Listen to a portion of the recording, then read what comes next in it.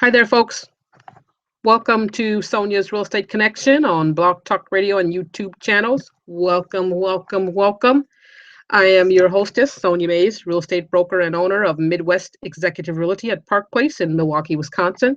Our office is located in the 53224 zip code area. We are just east of Highway 145, Interstate 41, and west of 107th and Good Hope Road in Milwaukee. We represent buyers, sellers, investors, and organizations, as well as banks and financial institutions in their real estate transactions dealing with residential and commercial real estate. Once again, I'm your local trusted real estate expert and licensed broker in the great state of Wisconsin. My name is Sonia Mays and also Randy Jones. We're proud to serve the greater Milwaukee and surrounding areas in southeastern Wisconsin. I want to thank you for tuning in to this episode. It is always a pleasure to serve my listening audience in this capacity, and I'm always delighted to share my time, energy, knowledge, and resources with you. I'm here to educate and empower. All right, folks, we'll get right into it. Today, we're talking about the offer to purchase, the residential offer to purchase, basic and common contingencies. Specifically, we're going to explore the inspection, appraisal, and financing contingencies in the residential offer to purchase. As you may recall, last week's topic focused on how to purchase City of Milwaukee REO tax foreclosed properties. In that segment, we looked at the basic requirements and documents needed to successfully purchase a city-owned tax foreclosure. We went over the 4 or 5 items needed to submit an offer on a city-owned property. Number 1, the signed offer to purchase, the proof of funds or pre-approval, the earnest money check, the scope of work, and LLC articles or corporate entity documents for that type of buyer.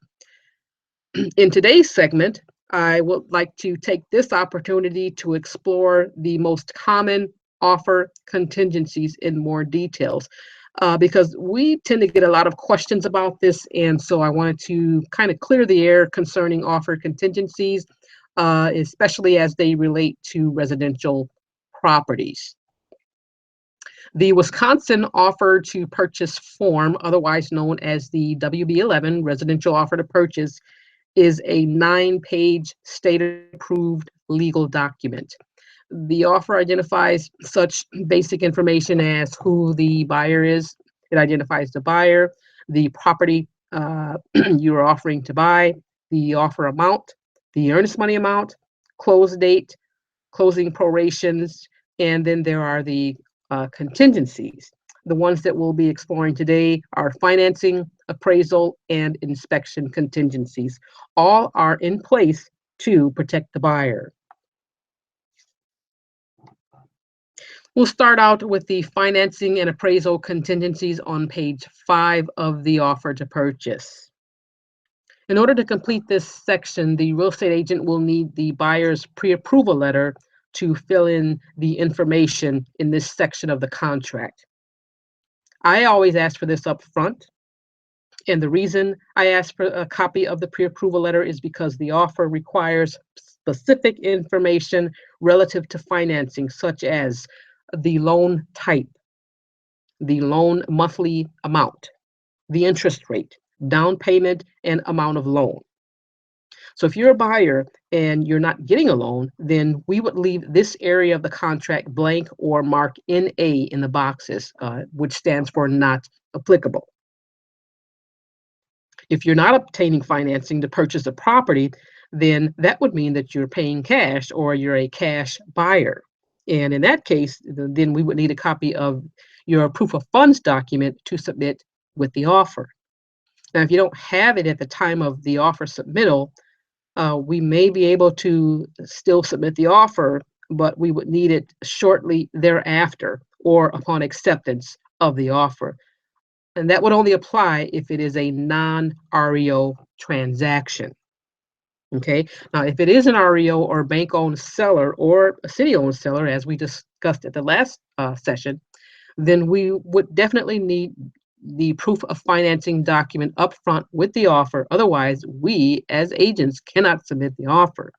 And this is something that is clearly stated in most REO offer instructions and REO rules. Now, sometimes we'll get a buyer who wants us to submit an offer without proof of funds. So might have a buyer who's saying, look, I want you to submit my offer. I'll give you proof of funds when they accept my offer, which we know it doesn't work like that. But okay, so let's say for in the bank, the bank has their rules saying that they won't review or respond to any offer unless it has proof of funds or proof of financing attached to the offer. In that case, they will either reject the offer or simply not respond until the offer is complete. In the meantime, another offer could come in that is complete, and the bank seller could accept that offer because, again, it is a complete offer. It complies with their guidelines and meets their net requirements. So if this happens, you could very well miss out on an opportunity to buy the property that you wanted if your offer isn't complete. This is why we try to get everything up front. We want to make sure that your offer is complete, that you have a strong offer, and that it is satisfactory to the seller, especially in today's market. This is a seller's market. It is highly competitive market. And so you want to make sure that you're putting your best foot forward and that you are presenting your best offer, and make sure that it is a strong offer and a highly competitive offer. Okay. Now, if you're still working with your bank and you're trying to get the pre-approval letter and you're just waiting for the bank to get you the letter, then I would suggest holding off on submitting the offer until you have the pre-approval document, especially if it's an REO seller. Because again, the REO seller, they're not going to accept the offer. They've already, 9 times out of 10, they've instructed their agent not to forward them any offers without the pre-approval or proof of financing documentation. However, if it is not an REO seller, then there may be a bit more latitude, and we could possibly get away with submitting the offer without having the proof of funds document attached to the offer right away. But we would need to secure that documentation within 24 to 48 hours or as soon as possible in order to keep the deal alive and to keep your offer on the table. Okay, so the real estate agent completes the offer to purchase. They fill in the information for the financing and appraisal contingencies and the inspection contingencies. And then there may be some additional provisions that can be identified in the Addendum A. Now, this is a separate document that is used to cover additional provisions such as closing costs, home warranty, radon or mold testing, and code compliance matters. This is something that we can certainly cover in another segment. But for today's segment, we're looking at the most common contingencies as it relates to financing, appraisal, and inspection. These contingencies are written into the offer to protect the buyer for their purchase. Now, if any of these do not pass or if any of these fail, then the offer can be canceled, provided other criteria are met within certain timeframes. So let's say the buyer fails to get the loan and doesn't meet the financing contingency as stated in the offer. They can then petition the seller to cancel out and return their full earnest money. And they do this by signing a cancellation and mutual release form. And so if this is the case, then this release gets sent over to the seller to release them out of the deal and return their earnest money. But the seller may also request a copy of the loan denial letter, because it's one thing to say, oh, I didn't get the loan, I want to cancel out, get my money back. The seller may ask for proof of, loan denial. And that's when we need to get documentation from the lender indicating that the loan was in fact denied. Otherwise, the seller could say to the buyer, hey, look, I took my property off the market for you. It's been off the market now for, 30, 60 days, 90 days, however long it's been. And I could have sold it to someone else. I've wasted valuable marketing time. I've wasted 3 months of marketing time, not to mention another potential sale, and the seller could go on, and they could threaten to sue the buyer for wasted market time and for the buyer's failure to perform. And they could, sue them or threaten to sue them based on a per day calculations. And it could get pretty nasty. So it's important to do things in a timely manner to stay on top of things, as time is of the essence with all real estate transactions. Again, time is of the essence with all real estate matters. Another thing I want to mention here while we're on the topic of financing is that if the buyer's financing doesn't go through, this then presents an opportunity for the seller to offer financing to the buyer under the same terms that were written in the offer under the financing contingency lines. So that's another reason why we ask for the offer, the pre-approval letter when we're writing and typing up the offers, because we need that information to put on to fill in the offer. And so then if the buyer's financing doesn't go through, the seller then has an opportunity to offer those same financing terms to the buyer. So the seller could say, listen, you didn't get a loan from the bank, but I'm prepared to offer seller financing under these same terms that you have written into your offer, because I want this deal to go through. I still want to sell the house to you. I want it to close on time on the original agreed upon closing time frame in the offer. So that's just another thing I wanted to mention, and that's another reason why that information should be completed in the offer to purchase with respect to the financing and loan information on the residential offer to purchase. Moving right along to the appraisal contingency, if the property doesn't appraise out, meaning that the appraisal has come in below the purchase price, and then the seller would have to make an adjustment down to match the appraisal, because they cannot sell above the appraised value. So the property must appraise at or above the purchase price in order for the deal to go through. Otherwise, they would have to make a concession and reduce the price based on the appraisal. Okay, so because they can't sell the house for more than what it's worth. So let's say you have an accepted offer at the price of $300,000. The appraisal came back at $275,000. Okay, so that's a $25,000 discrepancy, and that's a $25,000 loss that the seller is going to have to take, because again, they can't sell the house above what it appraises out at. So then you would have to you would prepare an amendment adjusting the purchase price from 300 down to 275. All other terms remain the same. You may have to change the close date if more time is needed, but that's just an instance of where the price would have to be adjusted down. And I've had that happen maybe once or twice, and I think it was about a $15,000 or $20,000 discrepancy, and we had to adjust down. And I represented the buyer, and so the listing agent, I don't know if they overpriced the property or what the case was, but it didn't appraise out, and we had to adjust the price down to the appraisal amount. And so it could have been, and it was a situation where maybe the comps that the appraiser used were different than what the listing agent had used, and so the seller is free, or they're welcome to if they want to question it or request another appraisal, they can do so, but it's going to be at their cost and at their expense. So that's just an example of the appraisal contingency and some things that could happen under that contingency.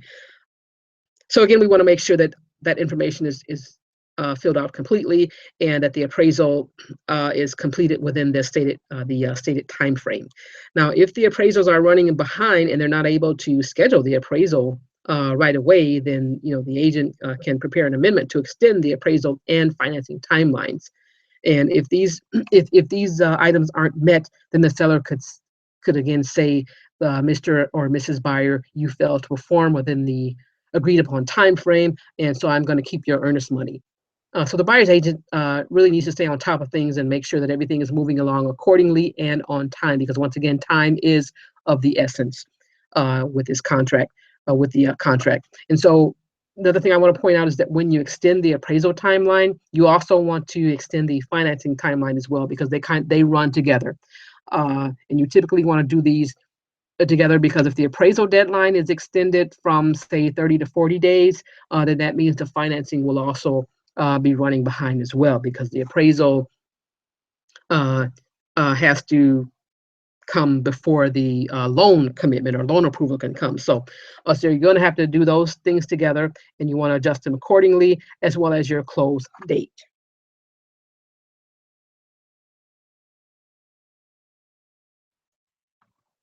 All right.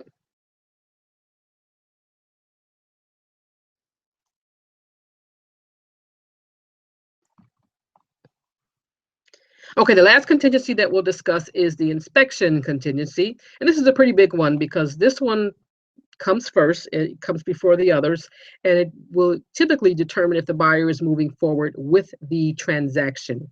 The inspection contingency language is included on the last page of the offer. Here, the real estate agent will check the box for inspection contingency, indicating that the offer is contingent upon a Wisconsin registered home inspector performing a home inspection of the property, which discloses no defects.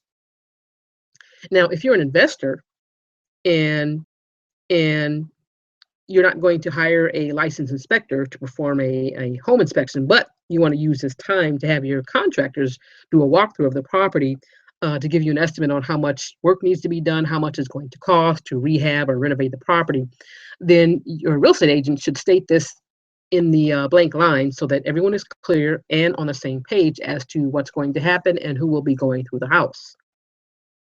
Usually the seller will be okay with this and will allow this and all will be good. But we just want to make sure that, again, that everyone's on the same page and that we are being transparent with our disclosures and with the contract. But if you're doing a regular inspection where you're hiring a licensed registered home inspector, then the agent will check the box for the inspection contingency, and they'll fill in the number of days for the inspection contingency. Typically, we see anywhere from 7 to 10 day home inspection contingency from acceptance. However, what we've noticed is recently, due to a lot of home inspectors who are, they're booked up for a week or two to schedule out about 2 weeks out. So we've been seeing the inspection time frame extended out anywhere from 10 to 20 days because the inspectors are all booked up and they don't have any immediate openings, which is just crazy because everyone is just crazy busy, and we're running into the same thing with some of the we've had some tree issues with some properties here where we're trying to get tree estimates for tree trimming and cutting, and the tree companies and tree contractors, they're all booked up for months. We can't get in for 2-3 weeks. We got to book sometime next month, and it's like, well, we need this estimate, before we go to closing. So it's kind of putting a delay on things, or kind of pushing things out a little bit further. So, but typically, the number of days for an inspection contingency is filled in. Let's say, in the past, we've typically seen about 10 days on average, a 10-day inspection contingency.